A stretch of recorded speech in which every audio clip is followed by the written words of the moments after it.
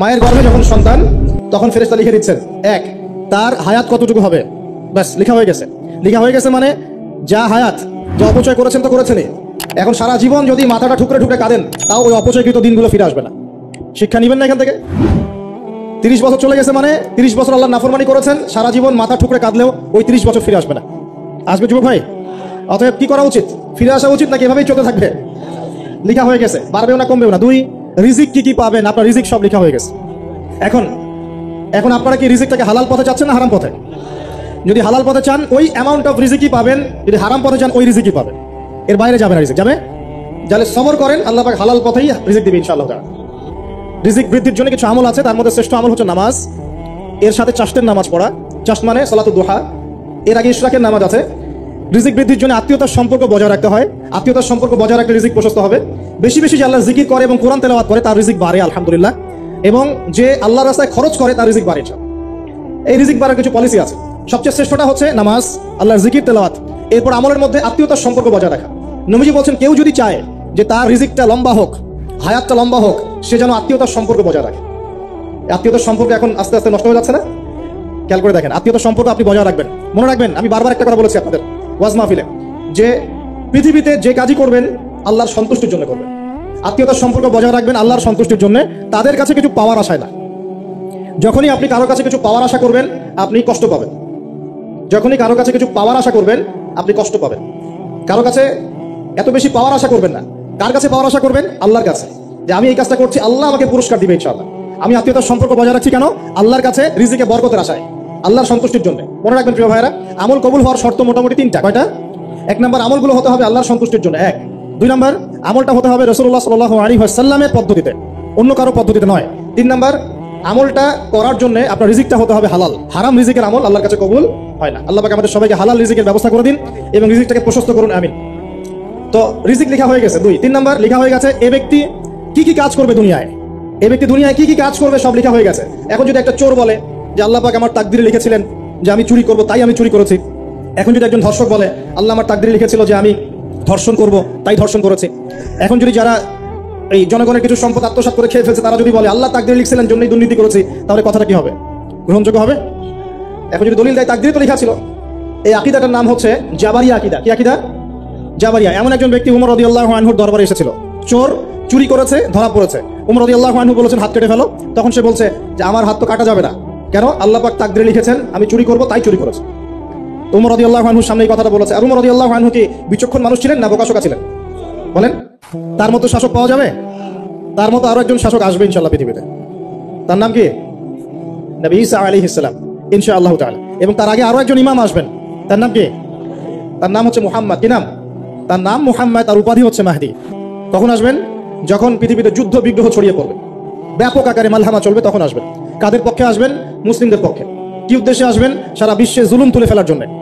এবং আরেকটা কি উদ্দেশ্য? ওই জেরুজালেম উদ্ধার করার জন্য। কোন জেরুজালেম? যেটা এখন ইহুদিরা দখল করে আছে। চারপাশে আরবরা, মাঝখানে ও কেমন করে দখল করে আছে? আরবদেরকে হাতের মুঠোয় নিয়ে নিয়েছে। এই কারণে মুনাফিকদের উপর টিকে আছে সে, এবং তার পশ্চিমা মিত্রদের উপর টিকে আছে। ঈসা আলাইহিস সালাম কেন আসবেন? এই জায়গাটা পুনরুদ্ধার করার জন্য। ঈসা আলাইহিস সালাম কি পরাজিত হবেন না বিজয়ী হবেন? কত বছর বিশ্ব শাসন করবেন? 40 বছর। এগুলো হবে বিশ্বে, এগুলো হওয়া এখনো বাকি আছে। আরো কি হবে? মুসলিমরা কনস্ট্যান্টিনোপল আবার জয় করবে। এই কনস্ট্যান্টিনোপলের মধ্যে ফিতনা দেখা দিবে অচিরেই, মুসলিমরা ওইটা আবার দখল করবে ইনশাআল্লাহ তাআলা। আরো কি হবে? বললাম ভূমিকম্পের বছরগুলো আসবে সামনে, এবং মুতায়নুন শাদীদ মহামারীও আসবে। আরো কি? বড় বড় 3টা ভূমিকম্প বাকি আছে এখনো। আগে বলেছি লেকচারে, একটা পৃথিবীর পূর্বে, একটা পশ্চিমে, একটা মাঝখানে। এগুলো এখনো বাকি আছে। বিশ্বে অনেক কিছু হওয়া এখনো বাকি আছে। এখন যা দেখছি এগুলোই সব না, এগুলো চলে যাবে। সময় কি হবে? চলে যাবে। আরো নতুন সময় আসবে ইনশাআল্লাহ তাআলা। আমাদের দায়িত্ব কি? আমাদের দায়িত্ব পরিস্থিতি বুঝে দিন ধরে রাখা, আমল করা এবং মানুষকে দিনের দিকে আহ্বান করা। আমরা যদি দায়িত্ব পালন না করি তাহলে কি হবে? আল্লাহ পাক আমাদেরকে সরিয়ে দিয়ে নতুন কওম নিয়ে আসবেন। আল্লাহ পাক সূরা মুহাম্মাদে বলেছেন, ওয়া ইন তাতাওয়াল্লাউ, তোমরা যদি মুখ ফিরিয়ে নাও, ইয়াস্তাবদিল কওমান গায়রাকুম, আল্লাহ পাক নতুন কওমকে তোমাদের জায়গায় স্থলাভিষিক্ত করবেন। সুম্মা লা ইয়াকুনু আমসালাকুম, তারা তোমাদের মতো হবে না, মানে আমাদের মতো অপদার্থ হবে না। উম্মার বিজয়ের শর্ত কি? আল্লাহ সূরা মুহাম্মাদই বলেছেন, ইন তানসুরুল্লাহ ইয়ানসুরুকুম, তোমরা আল্লাহর দ্বীনকে সাহায্য করো, তবেই আল্লাহ তোমাদেরকে সাহায্য করবে। ওয়া ইউসাব্বিত আকদামাকুম, তোমাদের পা আল্লাহ দৃঢ় করে রাখবেন। আমরা আল্লাহকে সাহায্য না করলে আল্লাহ পাক আমাদেরকে সাহায্য করবেন না। সিম্পল। আল্লাহ পাক সূরা রা'দের মধ্যে বলেন, ইন্নাল্লাহা লা ইউগাইয়িরু মা বিকওমিন হাত্তা ইউগাইয়িরু মা বিআনফুসিহিম, আল্লাহ পাক কোনো কওমের অবস্থা ততক্ষণ পরিবর্তন করেন না যতক্ষণ না সেই কওম তার নিজের অবস্থার পরিবর্তনের চেষ্টা করে। তাহলে আমাদের পরিবর্তন কেন হচ্ছে না? কারণ আমরা নামাজ ছেড়ে দিয়েছি, 1। 90% মুসলিমের দেশে কত পার্সেন্ট নামাজ পড়ে চিন্তা করে দেখবেন। আমরা কোরআন ছেড়ে দিয়েছি, 90% মুসলিমের দেশে কত পার্সেন্ট বিশুদ্ধ করে কোরআন তেলাওয়াত করতে পারে একটু খোঁজ নিয়ে দেখবেন। কোরআন শুমারি করে দেখেন, নামাজ শুমারি করে দেখেন, তাহলে বুঝতে পারবেন। আর যারা কোরআন পড়তে জানে তাদের মধ্যে কত পার্সেন্ট কোরআনের অর্থটা বোঝে, এটা আরো বড় বিষয়। তারপরে আবার কারা মেনে চলে, এটা আরো বড় বিষয়। আর আমরা কতজন মানুষ দিন ইসলামকে সামগ্রিক দিন হিসেবে মানি, এটাও একটা বড় বিষয়। আমরা মানি ঠিকই আংশিক আংশিক, যেমন ইবাদত বন্দেগীর জীবনে মুসলমান, অর্থনৈতিক জীবনে গিয়ে আবার সুদখোর, এমন না বিষয়টা? এমন হয় না বিষয়টা? ইবাদত বন্দেগীর জীবনে আমি পাক্কা মুসলিম, কপালে সেজদার দাগ আছে মাশাআল্লাহ, দাড়ি টুপিও আছে মাশাআল্লাহ, কিন্তু ব্যবসায় গিয়ে মাপে কম দিচ্ছি না, ব্যবসায় গিয়ে আমি হারাম ভেজাল দিচ্ছি কিনা, এরকম হচ্ছে কিনা? হচ্ছে। কিন্তু সে কিন্তু মুসলিম এবং নামাজও পড়ে। তা আমাদের সমস্যা ভাই এখানেই।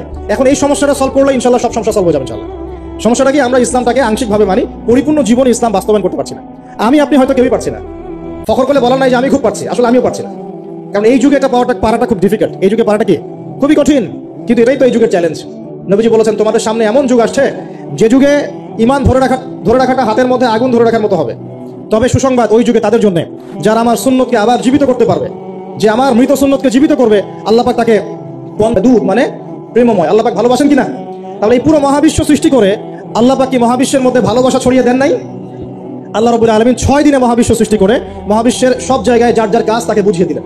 কোন গ্রহ কি কাজ করবে, কোন সৌরজগৎ কেমন করে চলবে, দুনিয়া কিভাবে ঘুরবে, সূর্য কিভাবে উঠবে, চাঁদ কিভাবে আসবে, কোন মাখলুক কি কাজ করবে, ফেরেশতাদের কাজ কি হবে, ইত্যাদি ইত্যাদি আল্লাহ পাক সমস্ত কাজ বুঝিয়ে দিলেন। সূরা আলিফ লাম মিম সাজদা, হামিম সাজদার মধ্যে আছে, পড়ে দেখবেন। আল্লাহ পাক পুরো মহাবিশ্বের দায়িত্ব বন্টন করে দিলেন। এবার আল্লাহ রাব্বুল আলামিন কি করলেন শোনেন। আল্লাহ রাব্বুল আলামিন বলছেন, এই পুরো মাখলুক কায়নাত সৃষ্টি করার পর আল্লাহ পাক তার রহমতকে 100 ভাগে ভাগ করলেন। কত ভাগে? আল্লাহ পাকের দয়া, রহমত, ভালোবাসাকে 100 ভাগে ভাগ করলেন। ভাগ করে এক ভাগ, মাত্র এক ভাগ আল্লাহ পাক পুরো মহাবিশ্বে ছড়িয়ে দিলেন, বলেন সুবহানাল্লাহ। বাকি 99 ভাগ রহমত আল্লাহ পাক তার কাছে রাখলেন। এই এক ভাগ ভালোবাসার কারণেই এই যে সন্তান কান্না করলে মায়ের বুক ফেটে যায়, সন্তান অসুস্থ হলে বাবার বুক ফেটে যায়, যেই বাবা সহজে চোখের পানি কাউকে দেখায় না, সেই বাবা জায়নামাজে দাঁড়িয়ে চোখের পানি ছাড়তে থাকে। এই এক ভাগ রহমতের কারণে আমরা দেখি যে রাস্তার কুকুর পর্যন্ত তার বাচ্চাকে চাটে, আদর করে, মহব্বত করে।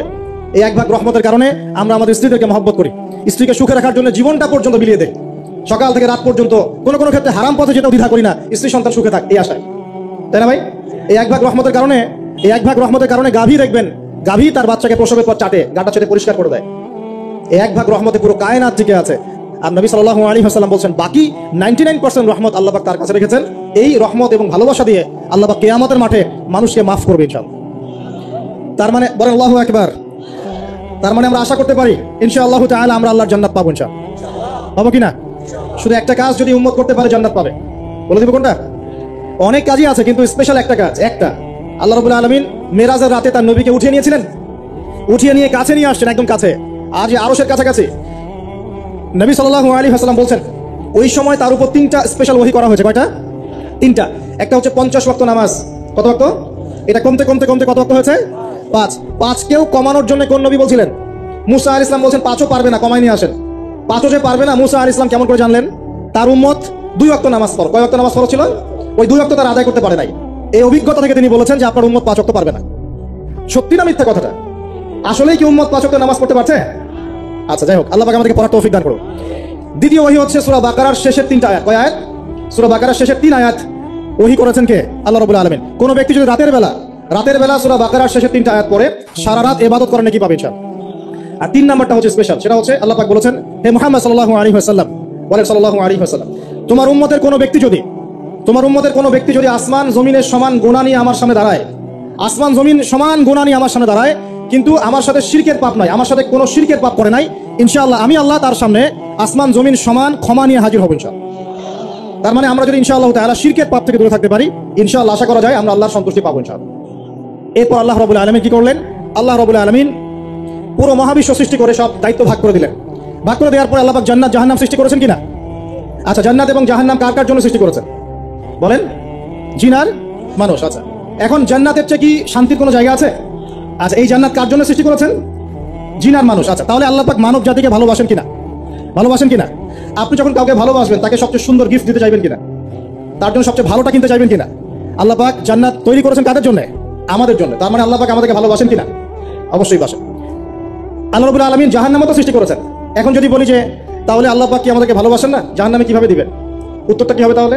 উত্তর হচ্ছে এই যে যদি আল্লাহ না করুক কোনো ব্যক্তি জাহান্নামে যায়, তাহলে বুঝতে হবে সেই ব্যক্তি জাহান্নামে যাওয়ার যোগ্য ছিল বলেই জাহান্নামে গিয়েছে। কথা কি বুঝতে পারছেন? আর যদি কোনো ব্যক্তি জান্নাতে যায়, তাহলে বুঝতে হবে সেই ব্যক্তির উপর আল্লাহ পাক দয়া করেছেন বলেই সে জান্নাতে গিয়েছে। মানুষ তার আমল দিয়ে জান্নাতে যেতে পারবে না, মানুষ তার আমল দিয়ে জান্নাতে যেতে পারবে না, আল্লাহর দয়া অনুগ্রহ দিয়ে জান্নাতে যাবে ইনশাআল্লাহ। আল্লাহ পাক আমাদের সবাইকে সেই দয়া অর্জন করার তৌফিক দান করুন। সামনে রহমত পাওয়ার একটা সুবর্ণ সুযোগ আসছে, সেটা হলো রমজান মাস। কি মাস? রমজান মাস। আমরা দোয়া করি আল্লাহ পাক আমাদের সবাইকে সুস্থতার সাথে রমজানের সবগুলো রোজা রাখার তৌফিক দান করুন। নবীজি বলেছেন, এই মাসে যে ইবাদত করে তার গুনাহ মাফ করাতে পারলো না, তার জন্য ধ্বংস। বলে নাউজুবিল্লাহ। আমরা তো রমজান আসার আগে দুনিয়াবি প্ল্যান করছি, রমজানে কিভাবে ব্যবসায় উন্নতি করব, রমজানে কিভাবে বেশি লাভ করব। হ্যাঁ, তো রমজান মাস হচ্ছে ইবাদতের মৌসুম। আল্লাহ পাক আমাদের সবাইকে রমজান মাসে 5 ওয়াক্ত নামাজ পড়ার তৌফিক দান করুন, কোরআন তেলাওয়াত করার তৌফিক দান করুন, কোরআন বুঝে পড়ার তৌফিক দান করুন, তারাবির নামাজ জামাতে পড়ার তৌফিক দান করুন, এবং বেশি বেশি মানুষকে ইফতার করানোর তৌফিক দান করুন। যাদের যাকাত ফরজ হয়েছে, যাকাত দিচ্ছেন না, আল্লাহর ওয়াস্তে রমজান মাসে যাকাত দিয়ে দিবেন ইনশাআল্লাহ। আর আমি কিন্তু আগেই বলেছি, রমজান মাসে ভাই দ্রব্যমূল্যের দাম কিন্তু খুব চড়া ওঠানামা করে। অতএব যাদের সামর্থ্য কম, তাদের ঘরে ইফতার পৌঁছে দেওয়ার দায়িত্ব কার? যে আমাদের। যাদের সামর্থ্য আছে তারা, যারা সামর্থ্যবান নয়, তাদের ঘরে ঘরে মাসের বাজার পৌঁছে দিবেন ইনশাআল্লাহ। আল্লাহ পাক তৌফিক এনায়েত করুন, বলি আমিন।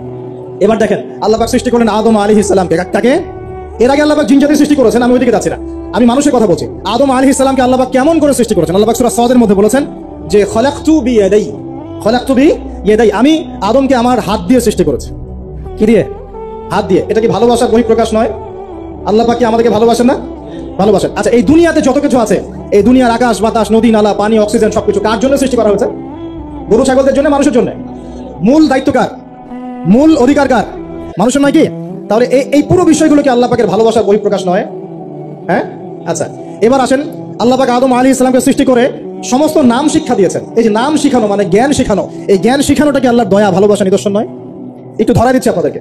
এবার সামনে আসেন, আল্লাহ পাক ফেরেশতাদের সামনে তাকে উপস্থাপন করলেন, করে বললেন, সব ফেরেশতা তোমরা যারা আছো সিজদা করো আদমকে। এই যে আমাদের পিতাকে সম্মানিত করা হচ্ছে, এটা কি ভালোবাসার বহিঃপ্রকাশ নয়?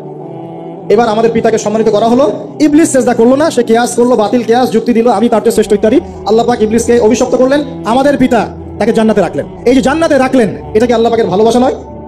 এবার আল্লাহ পাক আদম আলাইহিস সালামের পাঁজর থেকে সৃষ্টি করলেন তার স্ত্রী হাওয়া আলাইহিস সালামকে। ওই যে শুরুতে বলেছি, স্রষ্টা একা থাকতে পারলেও সৃষ্টি কি পারবে?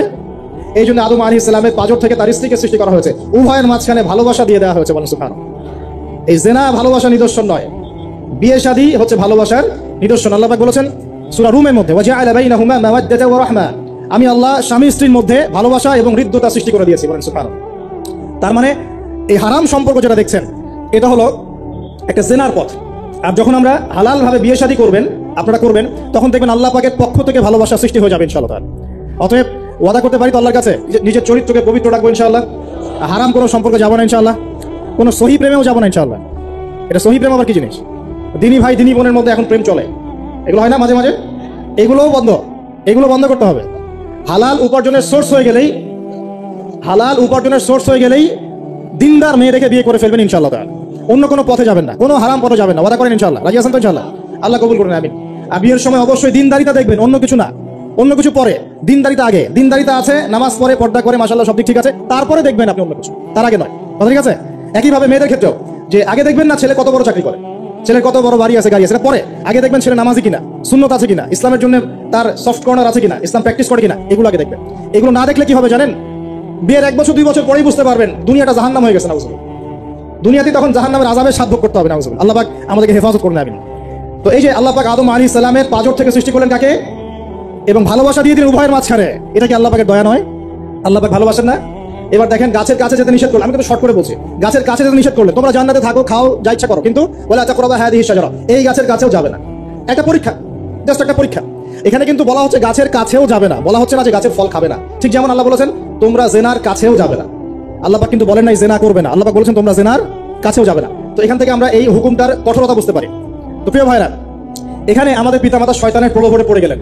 কেন পড়লেন? শয়তান ওয়াসওয়াসা দিল যে আমি কি তোমাদেরকে এমন গাছের কথা বলে দিব যে গাছের কাছে গেলে বা যার ফল খেলে তোমরা চিরস্থায়ী জীবন পাবে এবং তোমরা ফেরেশতা হয়ে যাবে, এরকম কথা বলবো, এবং তোমরা কোনোদিন মরবে না। হাল আদুল্লুকা আলা শাজারাতিল খুলদি ওয়া মুলকিন লা ইয়াবলা, এই দুটো ওয়াসওয়াসা, চিরস্থায়িত্বের ওয়াসওয়াসা এবং অমরত্বের ওয়াসওয়াসা দিয়ে আমাদের পিতামাতাকে নিয়ে গেল।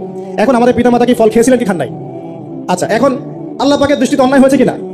এরপরে আমাদের পিতামাতা কি করলেন? বললেন রব্বানা যালামনা আনফুসানা ওয়া ইল্লাম তাগফির লানা ওয়া তারহামনা লানাকুনান্না মিনাল খাসিরিন। এই যে দোয়াটা তারা করলেন, এই দোয়াটা করার পরে আল্লাহ পাক কি তাদেরকে মাফ করে দিয়েছেন কি দেন নাই? বলেন, কথা বলেন। আল্লাহ পাক মাফ করে দিয়েছেন কি দেন নাই? এই যে অন্যায় করার পরেও আল্লাহ যে ক্ষমা করে দেন, মানে গুনাহ করার পরেও যে আদম সন্তানকে আল্লাহ পাক মাফ করে দেন, এটা কি আল্লাহ পাকের রহমত, দয়া কি নয়? আচ্ছা, এটা আল্লাহ পাকের নিদর্শন ছিল ভালোবাসা। এরপর আল্লাহ পাক দুনিয়াতে পাঠিয়ে দিলেন, কারণ এটা পরীক্ষা। দুনিয়াটা পরীক্ষার জায়গা, পরীক্ষা দিচ্ছি আমরা এখানে। এখন পরীক্ষার ক্ষেত্রে কি আল্লাহ পাক আমাদেরকে একা ছেড়ে দিয়েছেন? আল্লাহ পাক কি আমাদেরকে একা ছেড়ে দিয়েছেন? না। আল্লাহ পাক দুনিয়াতে পাঠিয়ে আমাদেরকে গাইডলাইন দিয়েছেন কিনা, কিভাবে চলতে হবে, কি করা যাবে কি করা যাবে না, কিভাবে চলবো কিভাবে চলবো না। আল্লাহ পাক কি ওহী নাজিল করেছেন কিনা? এই ওহী নাজিল করাটা কি আল্লাহ পাকের রহমত কিনা, আল্লাহ পাকের দয়া কিনা, ভালোবাসা কিনা? আল্লাহ পাক একা ছেড়ে দিয়েছেন না নবী রাসূল পাঠিয়েছেন? এই যে নবী রাসূলদেরকে পাঠিয়েছেন, এই নবী রাসূলগণ কি আল্লাহর পক্ষ থেকে রহমত কিনা? বলেন। নাহলে আমরা কি করতাম? দুনিয়াতে কেমন করে চলতাম, কিভাবে পথ খুঁজে পাইতাম, কেমন করে ইবাদত করতাম, আমরা কি জানতে পারতাম? আল্লাহ পাক রহম করে, ভালোবেসে, দয়া করে নবী রাসূল পাঠিয়েছেন, আসমানি কিতাব পাঠিয়েছেন। বলেন সুবহানাল্লাহ। এখন এই নবীদের সিলসিলায় আল্লাহ পাক যে সর্বশেষ নবী মুহাম্মদ সাল্লাল্লাহু আলাইহি ওয়াসাল্লামকে পাঠিয়েছেন, এইটা দয়া কিনা? এটা আল্লাহ পাকের দয়া নয়? আল্লাহ পাকের রহমত নয়? আল্লাহ পাক কি বলেন নাই যে তিনি হচ্ছেন রাহমাতুল লিল আলামিন, তিনি পুরো বিশ্ব জগতের রহমত নয় কি? আচ্ছা, এখন আমাদেরকে যে আল্লাহ পাক নবী মুহাম্মদ সাল্লাল্লাহু আলাইহি ওয়াসাল্লামের উম্মত বানালেন, এটা কি আরো বড় রহমত কিনা? বলেন তো। জান্নাতে যাবে 120 কাতার মানুষ। কত কাতার? 120 কাতার মানুষ ইন টোটাল জান্নাতে যাবে। তার মধ্যে উম্মতে মুহাম্মাদের কত কাতার জানেন? 80 কাতার। কত কাতার? বলেন সুবহানাল্লাহ। তাহলে এটা কি আল্লাহ পাকের দয়া নয়? আল্লাহ আমাদেরকে ভালোবাসেন না? আচ্ছা, আল্লাহ পাক যে আমাদের কাছে তাওরাত, জাবুর, ইনজিল না পাঠিয়ে আল কোরআনের মতো কিতাব পাঠিয়েছেন, যে কিতাবে সমস্ত সমাধান আছে, এটা আল্লাহ পাকের রহমত, দয়া নয়, ভালোবাসা নয়? আচ্ছা, এখন আল্লাহ পাক দুনিয়াতে চলার জন্য আমাদেরকে জীবন দিয়েছেন, হায়াত দিয়েছেন, সুস্থতা দিয়েছেন, পরিবার দিয়েছেন, আমাদের ব্যবসা বাণিজ্য দিয়েছেন, আমাদের স্ত্রী সন্তান দিয়েছেন, আমাদেরকে চলাফেরা করার ক্ষমতা দিয়েছেন। একটা চোখ নষ্ট হয়ে গেলে বুঝতে পারে মানুষের কত কষ্ট হচ্ছে, একটা পা না থাকলে বুঝতে পারে কত কষ্ট হচ্ছে। এই করোনার সময় যারা শ্বাস নিতে পারে নাই, তাদের কত কষ্ট হয়েছে। সুস্থ আছি, সুন্দর আছি, পরিবার আছে, আল্লাহ রিজিক দিচ্ছেন, 3 বেলা খাওয়াচ্ছেন, কাপড় দিচ্ছেন, শিক্ষার ব্যবস্থা করছেন, ইবাদত করার সুযোগ দিচ্ছেন, গুনাহ করলেও আবার মাফ করে দিচ্ছেন। এই সব কিছু আল্লাহ পাকের ভালোবাসা নয়? এই ভালোবাসাগুলো কি নিঃস্বার্থ ভালোবাসা না স্বার্থ ভিত্তিক ভালোবাসা? এই আল্লাহ পাকের কোনো স্বার্থ আছে? আল্লাহ পাক আমাদের কাছে কিছু চান? রিজিক চান? টাকা পয়সা চান? আল্লাহ পাকের যদি ইবাদত করে আমরা ছেড়ে দেই, আল্লাহর কোনো ক্ষতি হবে? আমরা ইবাদত করে ভাসিয়ে ফেললাম, আল্লাহর কোনো লাভ আছে? আল্লাহ পাকের শক্তি কি আরো বেড়ে যাবে না কমবে? নাকি যেমন আছে তেমনই থাকবে? আল্লাহ রাব্বুল আলামিনের শান শওকত কি আরো বেড়ে যাবে, নাকি আল্লাহ পাকের শান শওকত কমে যাবে? আল্লাহ রাব্বুল আলামিন যেমন, আল্লাহ পাক তেমনই থাকবেন, তাই নাকি? আল্লাহ পাকের যে বিশাল খাজানা আছে, আমরা যদি ইবাদত করে ভাসিয়ে ফেলি, খাজানা কি বেড়ে যাবে? আমরা যদি সবাই ইবাদত করা ছেড়ে দেই, খাজানা কমে যাবে? আল্লাহ পাকের কোনো স্বার্থ আছে আমাদের ভালোবাসার? কোনো স্বার্থ নাই। তাহলে আল্লাহ পাক এই পুরো বিশ্ব জগৎ সৃষ্টি করেছেন নিঃস্বার্থভাবে, তার স্বার্থ ছাড়া। এত অসংখ্য নিয়ামতে আমাদেরকে ভর্তি করে রেখেছেন আমাদের স্বার্থে, তার কোনো স্বার্থ নাই? কোনো স্বার্থ আছে? এই পরীক্ষায় পাশ করলে আমরা আবার জান্নাতে যাবো ইনশাআল্লাহ। ওই জান্নাতে যাওয়ার পরে কি আমাদের স্বার্থ থাকবে না আল্লাহ পাকের স্বার্থ থাকবে? সুবহানাল্লাহ। এই এতটুকু যদি বুঝতে পারি, আল্লাহ পাক একমাত্র সত্তা যিনি আমাদেরকে প্রকৃত অর্থে ভালোবাসেন। বাকি যত কিছু আছে আমাদের চারপাশে, এই ভালোবাসাগুলোর পিছনে একটা একটা স্বার্থ থাকে। কথা বুঝতে পারছেন না? মনে সন্তানকে অনেক ভালোবাসেন, বুঝলাম, পিতামাতা, কিন্তু এই সন্তান যদি আপনার মনের মতো করে না চলে, একসময় কিন্তু আপনিও সন্তানের উপর রুষ্ট হবেন, হবে না? স্ত্রীর জন্য এত কিছু করছেন, দেখবেন কোনো একদিন আপনি করতে পারলেন না, দেখবেন সেদিনই আপনাকে একদম ধুয়ে রেখে দিল একদম। এমন হয় কিনা? তা আমাদের ভালোবাসাগুলোর পিছনে কোনো স্বার্থ থাকে কিনা? আর এই যে জেনা চলছে, এই জেনার মধ্যে মূল স্বার্থটা কি? যৌনতা। মূল স্বার্থ কি? ছেলেও চায় মেয়েকে ভোগ করতে, মেয়েও চায় ছেলেকে ভোগ করতে, এবং বলে না না এটা পবিত্র ভালোবাসা, আমরা বিয়ে করার জন্যই জেনা করেছি, নাউজুবিল্লাহ। তাই না? বলে না আমরা তো বিয়ে করবো, সমস্যা কি? তো ফ্রি মিক্সিং করলে কি সমস্যা? তাহলে বিয়ে যদি করবা, তাহলে মেলামেশা বিয়ের পরেই করো, ব্যাস, নিঃস্বার্থ প্রমাণ হবে। বিয়ে যদি করার উদ্দেশ্য থাকে, তাহলে বিয়ের আগে দেখা সাক্ষাৎ করো না, কথাবার্তা বলো না, একবার বিয়ে করো তারপরে করো, তখন দেখবেন না না এটাতে রাজি না, তার মানে স্বার্থ এখানে আছে। তাহলে নিঃস্বার্থভাবে কে আমাদেরকে ভালোবাসে? অতএব প্রিয় ভাইরা এবং বোনেরা যারা শুনছেন লেকচার, নিঃস্বার্থভাবে যে সত্তা আমাদেরকে ভালোবাসেন, সেই সত্তাকে ভালোবাসতে শিখুন। আল্লাহ পাক তৌফিক দান করুন। এখন আল্লাহ পাক আমাদেরকে কিছু কিছু ক্ষেত্রে ভালোবাসতে বলেছেন, যেমন আল্লাহ পাক তার দ্বীনকে ভালোবাসতে বলেছেন, আল্লাহ পাক তার নবীকে ভালোবাসতে বলেছেন, আল্লাহ পাক আমাদের পিতামাতাকে ভালোবাসতে বলেছেন, আল্লাহ পাক আত্মীয়তার সম্পর্ক রক্ষা করতে বলেছেন, আল্লাহ পাক রক্তের সম্পর্ক বজায় রাখতে বলেছেন, আল্লাহ পাক স্ত্রী সন্তানকেও ভালোবাসতে বলেছেন। আল্লাহ পাক কিন্তু তার রাস্তায় জানমাল ব্যয় করে আল্লাহর পথে দাওয়াত এবং জিহাদ করতে বলেছেন। এখন এগুলো আল্লাহ বলেছেন বলে আমরা করব, আল্লাহ পাক ভালোবাসতে বলেছেন বলে আমি ভালোবাসবো, কিন্তু উদ্দেশ্য হবে আল্লাহর সন্তুষ্টি অর্জন করা। আমি কেন আমার মাকে ভালোবাসি? বিকজ আমার মায়ের পায়ের নিচে আমার জান্নাত, আল্লাহ ভালোবাসতে বলেছেন তাই বাসি। আমি কেন বাবাকে ভালোবাসি? আল্লাহ ভালোবাসতে বলেছেন তাই ভালোবাসি। আমি কেন আমার স্ত্রীকে ভালোবাসবো? কারণ আল্লাহ পাক ভালোবাসতে বলেছেন তাই বাসবো। আমি কেন আমার সন্তানকে ভালোবাসবো? আল্লাহ পাক বলেছেন নেককার সন্তান আমার জন্য ওসিলা হবে, এই জন্য ভালোবাসবো। আল্লাহ পাক আমাকে বলেছেন নবীকে ভালোবাসতে, আমি নবীকে ভালোবাসবো। আল্লাহ পাক যে বিষয়গুলোকে ভালোবাসতে বলেছেন আমরা অবশ্যই ভালোবাসবো ইনশাআল্লাহ। কিন্তু আল্লাহ পাক কি আমাকে হারাম এই 14ই ফেব্রুয়ারির এই ভ্যালেন্টাইন্স ডেকে ভালোবাসতে বলেছেন? আল্লাহ পাক ইহুদি খ্রিস্টানদের সংস্কৃতিকে ভালোবাসতে বলেছেন? আল্লাহ পাক জেনা করতে বলেছেন, এই ফ্রি মিক্সিং করতে বলেছেন? আল্লাহ পাক পতিতালয়ে রাত কাটাতে বলেছে, গার্লফ্রেন্ডকে ফুল দিতে বলেছে? আল্লাহ রাব্বুল আলামিন কি বলেছে বিয়ের আগে শারীরিক সম্পর্ক করো? আল্লাহ পাক বলেছে যে আজকে সকালে সম্পর্ক করো, কালকে ব্রেকআপ, তারপর আরেকটা মেয়ের সাথে, তারপর আরেকটা ছেলের সাথে? আল্লাহ পাক ফোনে ফোনে সব প্রেম করতে বলেছে? আল্লাহ পাক এগুলো হারাম করেছেন, বাস আমি করবো না, সিম্পল। নিজের প্রবৃত্তি অনেক কিছু চাইবে, নিজের প্রবৃত্তিকে আল্লাহর সামনে আত্মসমর্পণ করার নাম হচ্ছে ইসলাম। মন যাচাই তা করা যাবে না। কেন? কারণ আমি কারাগারের জীবনে বসে আছি। কারাগারের মধ্যে মন যাচাই তাই করা যাবে না। এই কাজগুলো কখন করব? আমি বিয়ে শাদী করার পরে করব। বিয়ে শাদী করবেন, আপনি স্ত্রীকে নিয়ে ঘোরেন, স্ত্রীকে নিয়ে আল্লাহর সৃষ্টি দেখেন, স্ত্রীকে নিয়ে আপনি বাইকে ঘোরেন, রিক্সায় ঘোরেন, চটপটি খান, ফুচকা খান, আইসক্রিম খান, কোনো সমস্যা নাই। এবার তো যুবকরা বলবো যে ভাই বিয়ে শাদী তো দেয় না, কি করব? আমি পরামর্শ দিচ্ছি বড় ভাই হিসেবে, প্রথমে হালাল রিজিকের সোর্স করতে হবে।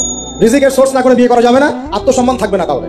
পুরুষ মানুষের আত্মসম্মান কখন চলে যায়? যখন হাত পাততে হয় তখন। যখন আপনি রিজিকের সোর্স তৈরি করেছেন, আপনি স্বাবলম্বী, আপনি মাশাআল্লাহ মাসে 10-20-30 হাজার টাকা আর্ন করেন বা 1 লাখ 2 লাখ টাকা আর্ন করেন, আলহামদুলিল্লাহ, কারো কাছে হাত পাততে হয় না, সবাই দেখবেন আপনাকে সম্মান দিবে। যখন আপনার অন্যের কাছে হাত পাততে হবে তখন দেখবেন স্ত্রীও সম্মান করছে না।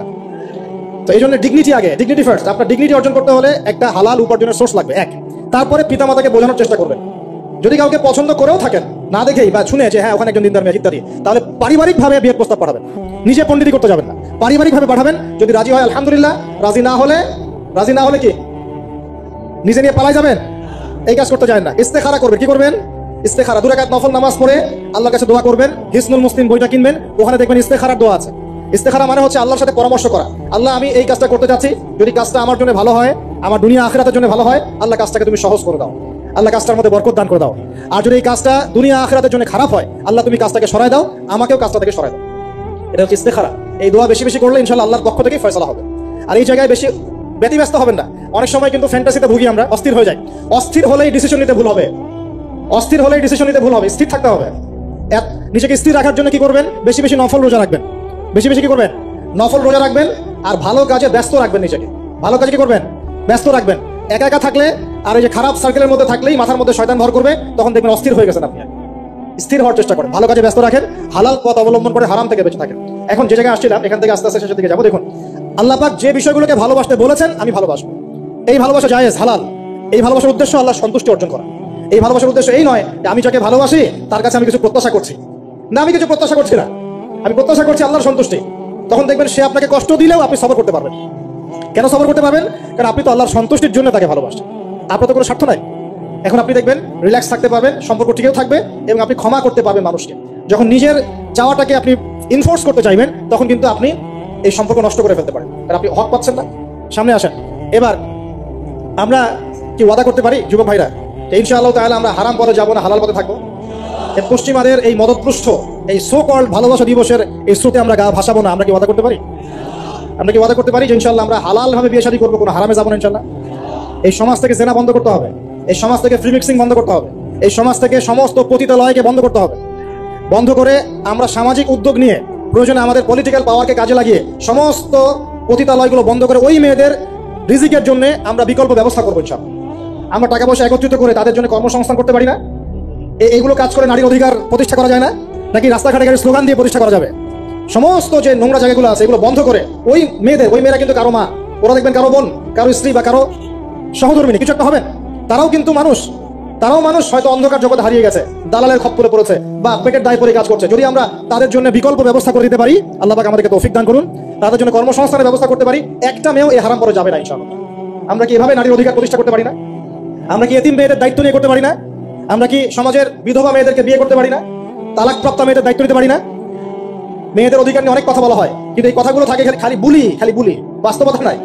বাস্তবে কয়জন ছেলে এতিম একটা মেয়েকে বিয়ে করে দেখিয়েছে? কয়জন ছেলে একটা বিধবা মেয়েকে বিয়ে করার সাহস করেছে?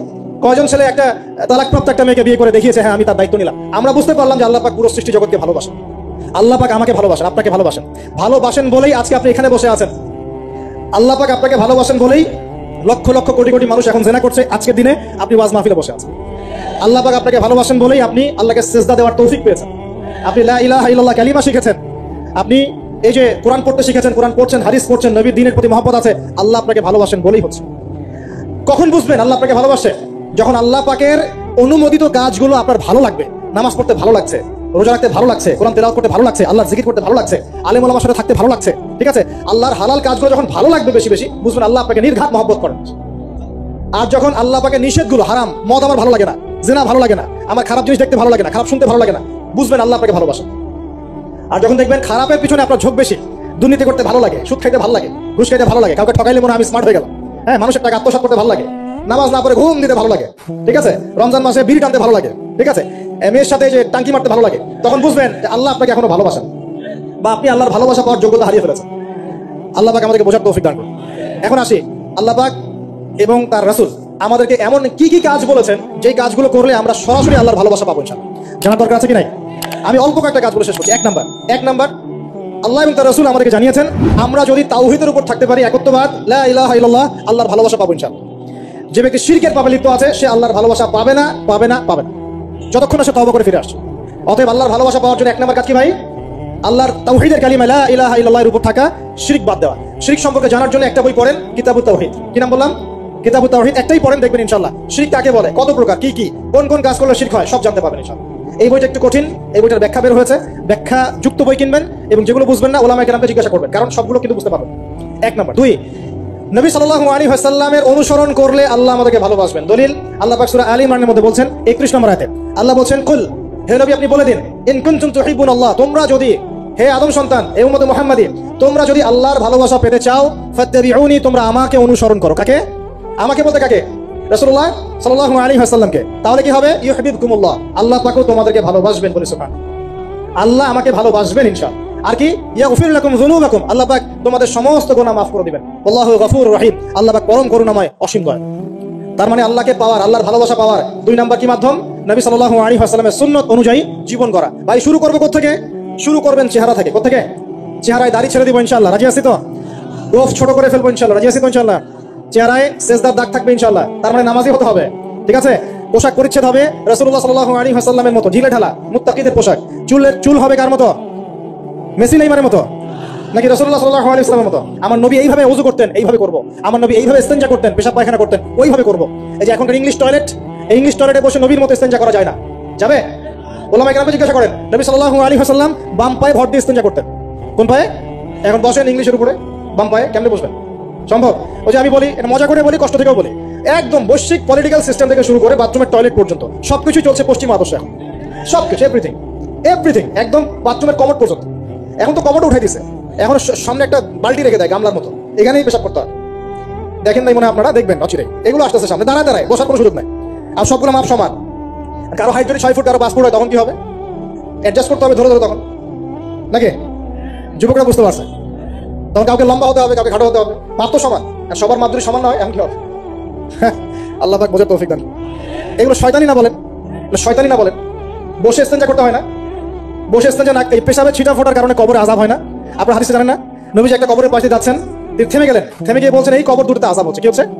কবরের আযাব। তিনি জানলেন কেমন করে? আল্লাহ পাক তাকে জানিয়েছেন, আল্লাহ পাক তাকে খবর দিয়েছেন এই কবর দুটো কি হচ্ছে? আযাব। নবীজি বলছেন এই কবর দুটোতে বড় কোনো পাপের কারণে আযাব হচ্ছে না। সাহাবীরা বলছেন তাহলে কি কারণ হচ্ছে ইয়া রাসূলুল্লাহ? তিনি বলছেন একজন পেশাব পায়খানা করে, স্পেশালি পেশাব করে এই ছিটা ফোটা থেকে সে সতর্ক থাকতো না। পেশাব করে, ওই যে বলেন আমাদের ছেলেরা প্যান্ট খারাপ ভাই, নামাজে যেতে পারবো না, নামাজে ডাকে বলে ভাই প্যান্ট নষ্ট। তোমরা ভালো করে হাদিসে শোনো, এই ব্যক্তি বড় কোনো পাপ করে নাই, সে পেশাব করার পরে পবিত্র হতো না, মানে এর ছিটা ফোটা থেকে সাবধান থাকতো না, এই কারণে কবরে আযাব দেওয়া হচ্ছে। বলেন নাউযুবিল্লাহ। অন্য হাদিসে নবীজি বলেন বেশিরভাগ কবরের শাস্তি পেশাবের ছিটা ফোটার কারণে হয়। আস্তাগফিরুল্লাহ, বলেন নাউযুবিল্লাহ। এই টয়লেটগুলোর মধ্যে পেশাবের ছিটা ফোটা লাগে না? তো এই কোরআনের মধ্য দিয়ে আল্লাহর ভালোবাসা পাওয়া যাবে ইনশাআল্লাহ। সর্বশ্রেষ্ঠ নফল আমলের মধ্যে একটা হচ্ছে কি? আল কোরআন তেলাওয়াত করা। আল্লাহ পাক আমাদেরকে তেলাওয়াত করার তৌফিক দান করুন। 3টা বললাম। 4 নাম্বার, বেশি থেকে বেশি আল্লাহর জিকির করা। কি করা ভাই? চলতে ফিরতে উঠতে বসতে অলওয়েজ সুবহানাল্লাহ, আলহামদুলিল্লাহ, লা ইলাহা ইল্লাল্লাহ, আল্লাহু আকবার, লা হাওলা ওয়ালা কুওয়াতা ইল্লা বিল্লাহ, এগুলো চলতে থাকবে, ঠিক আছে ইনশাআল্লাহ? চলতে ফিরতে পড়বেন আল্লাহুম্মা সাল্লি আলা মুহাম্মদ, আল্লাহুম্মা বারিক আলা মুহাম্মদ, ঠিক আছে? হাসবি আল্লাহু ওয়া নি'মাল ওয়াকিল, রাদিতু বিল্লাহি রাব্বান ওয়া বিল ইসলামি দীনান ওয়া বিমুহাম্মাদিন নাবিয়্যা। যত জিকির আজকার আছে চলতে ফিরতে অলওয়েজ পড়তে থাকবে। لا إله إلا الله وحده لا شريك له له الملك وله الحمد وهو على كل شيء قدير أستغفر الله الذي لا إله إلا هو الحي القيوم وأتوب إليه لا حول ولا قوة إلا بالله। এগুলো পড়তে থাকবেন। যে যত বেশি আল্লাহর জিকির করবে তার কলবে আল্লাহ তত বেশি নূর দিবেন ইনশাআল্লাহ। আর যার কলবে যত বেশি নূর সে তত বেশি আল্লাহর ভালোবাসা মহব্বত পাবে ইনশাআল্লাহ। কয়টা বলছি ভাই? 4টা। 1 নাম্বার কি ছিল? তাওহীদ। 2 নাম্বার নবীর সুন্নাত। 3 নাম্বার বলেন কোরআন তেলাওয়াত করা। 4 নাম্বার বেশি বেশি আল্লাহর জিকির করা। 5 নাম্বার স্পেশালি 5 নাম্বার বেশি বেশি আল্লাহর কাছে তওবা করা। কি করা? যে আল্লাহর কাছে তওবা করে আল্লাহ তাকে মহব্বত করেন। আলহামদুলিল্লাহ, যে আল্লাহর কাছে তওবা করে আল্লাহ তাকে মহব্বত করেন। আমাদের নবীজি প্রত্যেক দিন 70 থেকে 100 বার আল্লাহর কাছে তওবা করতেন। বলেন সুবহানাল্লাহ। পারা যাবে তো ইনশাআল্লাহ? 6 নাম্বারটা হচ্ছে বেশি বেশি নামাজ আদায় করা। কি করা? আল্লাহকে পাওয়ার জন্য শ্রেষ্ঠ মাধ্যম হচ্ছে সিজদা করা। কি করা? আর সিজদা করা হয় সবচেয়ে শ্রেষ্ঠ ভাবে নামাজের মধ্য দিয়ে। কিসের মধ্য দিয়ে? ওয়াদা করতে পারি তো ইনশাআল্লাহ 5 ওয়াক্ত নামাজ পড়ব রেগুলার। কোন রকম যদি বাধ্যবাধকতা না থাকে, ওজন না থাকে, তাহলে মসজিদে গিয়ে পড়বো ইনশাল্লাহ। পারবো তো ইনশাল্লাহ? রমজান মাসে নামাজ শক্ত করে ধরবো ইনশাল্লাহ। ঈদের পর ছেড়ে দিব ইনশাল্লাহ। ঈদের পর ছেড়ে দিব কি? ঈদের পরেও ধরে রাখতে হবে ইনশাআল্লাহ তাআলা। আমাদের সমাজে মাশাআল্লাহ রমজান মাসে সবাই পাক্কা মুসল্লি হয়ে যায়, তাই না? কারণ শিকল দিয়ে বাধা থাকে শয়তানও মুক্ত হয়। ঈদের দিন ঢাকঢোল ধুমধারাক্কা গান বাজা শুরু হয়, তাই না? আল্লাহর ওয়াস্তে রমজানের শিক্ষাগুলো ধরে রাখবো ইনশাআল্লাহ তাআলা। আমরা সবাই 5 ওয়াক্ত নামাজ আদায় করবো ইনশাআল্লাহ রমজান মাসে। আর দৈনিক কমপক্ষে 12 রাকাত নফল নামাজ পড়বেন, সুন্নত বা নফল 12 রাকাত কমপক্ষে। কিরকম 12 রাকাত? ফজরের নামাজের আগে 2, জোহরের আগে 4, পরে 2, ঠিক আছে? 6 আর 2 8 হলো। মাগরিবের পরে 2, এশার পরে 2। এই 12 রাকাত নামাজ যে দিনের বেলা পড়ে, মানে একদিনে 24 ঘন্টায় পরে, আল্লাহ পাক তার জন্য জান্নাতে একটা করে ঘর নির্মাণ করেন। এই জানতেন? দৈনিক 12 রাকাত সুন্নত বা নফল পড়লে আল্লাহর কাছে একটা করে জান্নাতে ঘর পাওয়া যাবে ইনশাআল্লাহ। আর জান্নাত উর্বর জায়গা। আপনি যদি চান আপনার জায়গায় বেশি বেশি গাছ লাগাতে, খালি পড়বেন সুবহানাল্লাহিল আযীম ওয়া বিহামদিহি, সুবহানাল্লাহিল আযীম ওয়া বিহামদিহি। একটা একটা করে খেজুর গাছ জন্মাবে ইনশাআল্লাহ তাআলা। বলবেন সুবহানাল্লাহি ওয়া বিহামদিহি, সুবহানাল্লাহিল আযীম। আর বলবেন সুবহানাল্লাহিল আযীমি ওয়া বিহামদিহি। জান্নাতে গাছ রোপণ হবে ইনশাআল্লাহ তাআলা। এটা গেল 6 নাম্বার, নামাজ বেশি বেশি পড়া। 7 নাম্বার, জি বলছি, 7 নাম্বারটা হচ্ছে, আমি আর 4টা বলে শেষ করছি। 7 নাম্বারটা হচ্ছে যে সৃষ্টির সেবা করা। কি করা ভাই? একটা হাদিস আছে যে ইরহামু মান ফিল আরদ ইয়ারহামুকুম মান ফিস সামা। তোমরা জমিনবাসীর প্রতি রহম করো, আসমানবাসী তোমাদের উপর রহম করবে ইনশাআল্লাহ। আল্লাহর ভালোবাসা পাওয়ার অন্যতম মাধ্যম হচ্ছে জমিনবাসীর প্রতি রহম করেন। মুসলিম অমুসলিম সবাই মানুষ কিনা? যারা আমাদের সাথে যুদ্ধে লিপ্ত নাই তারা তো আমাদের ভাই নাকি? যারা যুদ্ধে লিপ্ত আছে এরা শত্রু হতে পারে, যারা যুদ্ধে লিপ্ত নাই তারা তো আমাদের ভাই নাকি? তাদের বিপদ আপদে পাশে দাঁড়াবো না? একটা প্রাণীর অধিকার যদি আপনি রক্ষা করেন, একটা বিড়ালকে পানি না দেওয়ার অপরাধে এক মহিলা জাহান্নামে গিয়েছে, আর একটা কুকুরকে পানি পান করানোর সওয়াবের এই কাজের বিনিময়ে এক মহিলা জান্নাতে গিয়েছে, সুবহানাল্লাহ। তো পশু পাখির অধিকার যেখানে ইসলাম কথা বলেছে, এখানে পুরো মাখলুকের প্রতি আমাদের রহম দিল থাকতে হবে। আমাদের সবাইকে দয়া ভালোবাসা দেখাতে হবে ইনশাআল্লাহ। আল্লাহ পাক আমাদেরকে ভালোবাসবেন ইনশাআল্লাহ। 8 নাম্বারটা কি? এটা বেশি ইম্পর্টেন্ট, শোনেন। 8 নাম্বারটা হচ্ছে আল্লাহর জন্য কাউকে ভালোবাসা, আল্লাহর জন্য ঘৃণা করা। একটা এই যে হাদিসগুলো পড়তে পড়তে আমি আসলাম গাড়িতে। আল্লাহ পাক বলেছেন, শোনেন, আল্লাহ পাক বলেছেন কিয়ামতের মাঠে আল্লাহ পাক বলবেন, নিজেই বলবেন যে আইনা মুতাহাব্বুনা লিজালালি। আমার ইজ্জতের জন্য যারা পরস্পরকে ভালোবাসতো এরা কোথায়? আল্লাহ পাক ঘোষণা করবেন কোথায় তারা, যারা আমার জন্য পরস্পরকে ভালোবাসতো। আল্লাহ বলবেন আলিয়াউমা, আজকে, আজিল্লুহুম, আমি ওদেরকে ছায়া দিব, ফি জিল্লি, আমার আরশের ছায়ায়। বলেন সুবহানাল্লাহ। ইয়াউমা লা জিল্লা ইল্লা জিল্লি, যেদিন আমার এই আরশের ছায়া ছাড়া অন্য কোনো ছায়া থাকবে না। মানে কিয়ামতের মাঠে আল্লাহর আরশের ছায়া পাবে তারা যারা পরস্পরকে আল্লাহর জন্য ভালোবাসতো। আলহামদুলিল্লাহ। এই যে আমরা এখানে আছি, আমরা কি একে অপরকে আল্লাহর জন্য ভালোবাসি না? আমি কি আপনাদেরকে চিনি? আপনারা কি আমাকে চিনেন? এই যে আপনারা আলেম ওলামাদেরকে ভালোবাসেন, ইসলামকে ভালোবাসেন, কিসের জন্য বাসেন? আল্লাহর জন্য। এই আল্লাহর জন্য যারা পরস্পরকে মহব্বত করে, আল্লাহ পাক তাদেরকে আরশের ছায়া দিবেন। আরো একটা নেকি আছে, বলবো? শোনেন, আরেকটা হাদিস আসছে, কিয়ামতের মাঠে স্পেশাল কিছু মিম্বর থাকবে। মিম্বর চিনেন? যেখানে দাঁড়ায় ইমাম সাহেব খুতবা দেয়, এরকম মিম্বর থাকবে। এই মিম্বর গুলো হবে নূরের মিম্বর। কিসের নূর? মানে কি?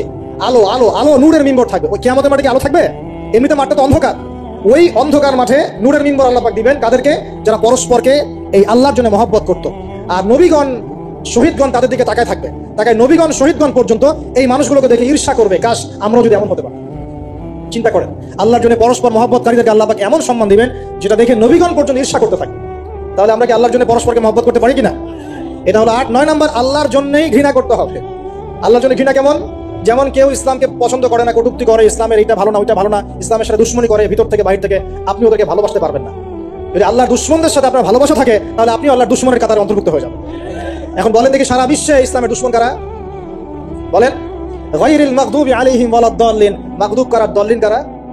এটা তো অনেকেই জানে না। সাহাবীরা বলছেন, ইয়া রাসূলুল্লাহ, এখানে যে আমরা বলছি গায়রিল মাগদুবি আলাইহিম ওয়ালাদ-দাল্লিন, আল্লাহ আমাদেরকে মাগদুবদের থেকে বাঁচাও, দল্লিনদের থেকে বাঁচাও। মাগদুব আর দল্লিন কারা ইয়া রাসূলুল্লাহ? নবীজি বলছেন, আল মাগদুব, মাগদুব হচ্ছে হুমুল ইহুদি, ইহুদিরা হচ্ছে মাগদুব, যাদের উপর আল্লাহর গজব করেছে। আর দল্লিন হুমুন নাসারা, নাসারারা হচ্ছে দল্লিন, কারণ তারা আল্লাহ পাকের সন্তান সাব্যস্ত করেছে। ঈসা আলাইহিস সালামকে আল্লাহ সন্তান বলেছে, বলেন নাউজুবিল্লাহ। এখন সারা বিশ্বে এরা মুসলিমদের সাথে দুশমনী করছে না? আমরা যদি ব্যক্তিগতভাবে, সামাজিকভাবে বা পলিটিক্যালি ওদের সাথে বন্ধুত্ব করে চলি, আমরা কি আল্লাহ দুশমনদের সাথে শরীক হলাম না? খুব খেয়াল রাখতে হবে। আল্লাহর জন্য ভালোবাসা, আল্লাহর জন্য দুশমনী। আল্লাহ পাক আমাদেরকে বোঝার তৌফিক দান করুন। এবং সবশেষ যেটা 10 নাম্বার, সেটা হলো আল্লাহওয়ালা মানুষ যারা, সেই মানুষদের সাথে মহব্বত রাখলে আল্লাহ আপনাকে ভালোবাসবে। আল্লাহওয়ালা মানুষদের সাথে মহব্বত রাখতে চান, নাকি আপনার এই জেনাকারী গার্লফ্রেন্ডের সাথে আপনি মহব্বত রাখতে চান?